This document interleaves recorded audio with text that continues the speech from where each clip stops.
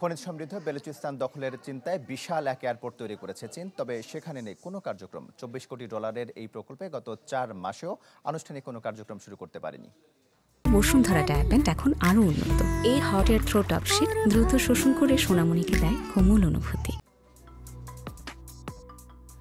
তামা, স্বর্ণ, কয়লা, সালফার, চুনাপাথর সহ তেলের বিশাল মজুদ রয়েছে পাকিস্তান নিয়ন্ত্রিত বেলুচিস্তান প্রদেশে।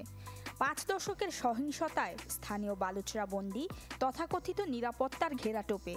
এ সুযোগে খনিজ দখলের জন্য চীনের অর্থায়নে গোয়াদরে তৈরি করা হয়েছে $240 মিলিয়ন বিশাল বিমানবন্দর। এটি পাকিস্তানে তৈরি হওয়া সবচেয়ে ব্যয়বহুল বিমানবন্দর। চীন পাকিস্তান ইকোনমিক করিডোর সিপিসির অধীনে বিমানবন্দরটির কাজ শেষ হয় 2024 সালের অক্টোবরে, কিন্তু 4 মাসেও উড্ডয়ন বা অবতরণ করেনি একটিও বিমান। হতদরিদ্র গোয়াদর শহরটি বিদ্যুতের জন্য এখনও পার্শ্ববর্তী দেশ ইরান অথবা সৌর বিদ্যুতের উপর নির্ভরশীল। নেই পর্যাপ্ত সুপেয় পানি।